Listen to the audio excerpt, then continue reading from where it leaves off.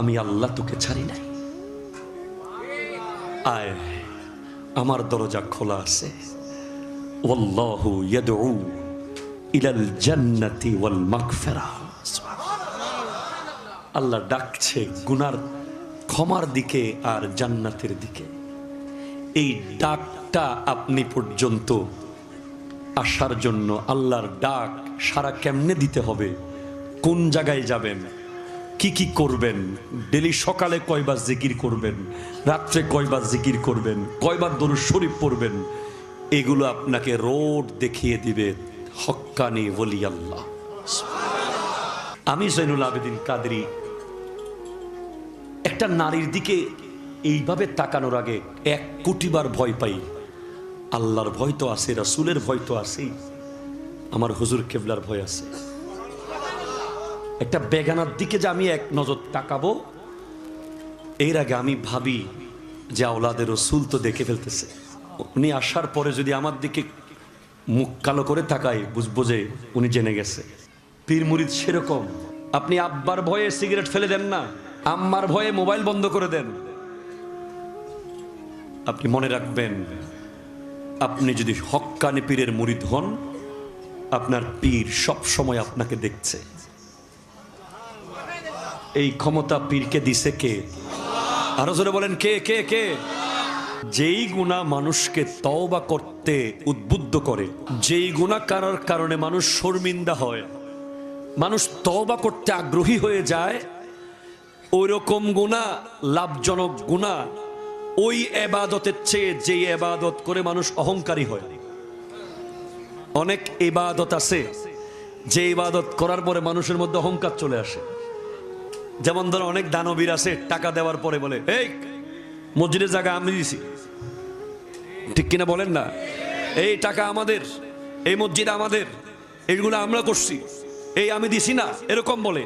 আর অনেক গুনাহগার আছে যারা গুনার করার পরে এত আফসোস করে, এত তওবা করে, এত তওবা করে, এত তওবা করে, এক সময় আল্লাহর ওলি হয়ে যায়।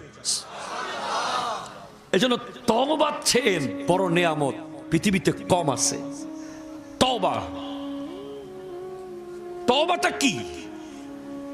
তওবা ওইটা না আর গত্যম্য আর গত্যম্য,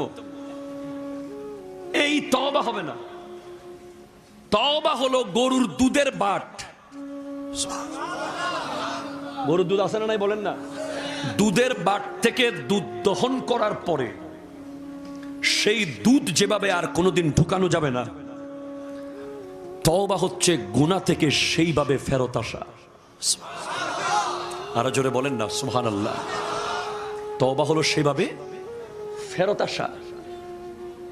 আপনাকে ফেরত আনবে কে? হ্যাঁ, আল্লাহ আনবে।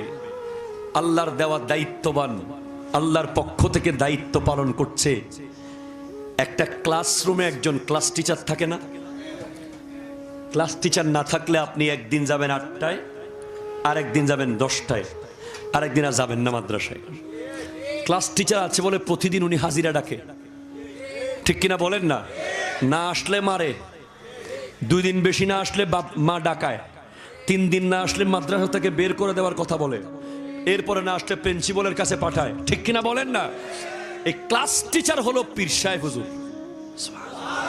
আপনি তওবা করার পরে আর আগের মতো চলতে পারবেন না। আপনার বন্ধু কমে যাবে, আপনার ব্যবসায়িক পার্টনার কমে যাবে, আপনার দোকানদারের কাস্টমার কমে যাবে, কারণ আপনি আর 2 নম্বরই করতে পারতেছেন না, ঠিক কিনা বলেন না?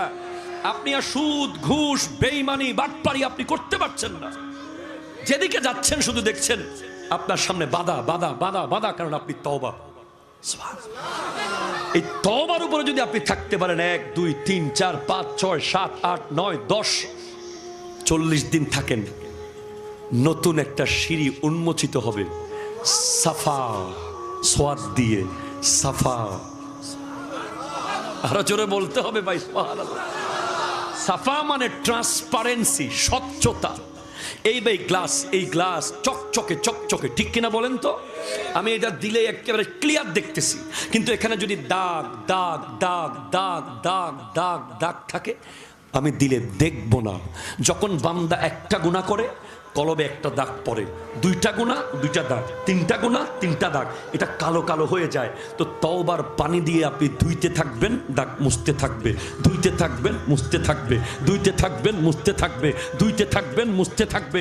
এক সময় দেখবেন এই জায়গাটা তওবার কারণে মুছতে মুছতে পরিষ্কার হয়ে গেছে, সাফা হয়ে গেছে।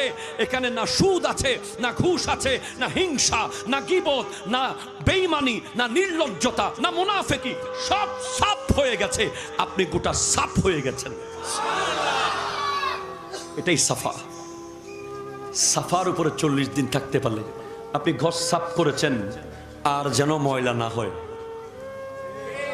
কথা কয় না, ঠিক কিনা বলেন না? এখন সাফ করলেন আবার ময়লা লাগাইলেন, এটা না। কলবটা যদি সাফ করে ফেলতে পারেন, পরবর্তী ময়লা যেন আর না লাগে। এইভাবে আপনি 40 দিন থাকেন, 3 নম্বরের স্টেজে আপনি পৌঁছবেন।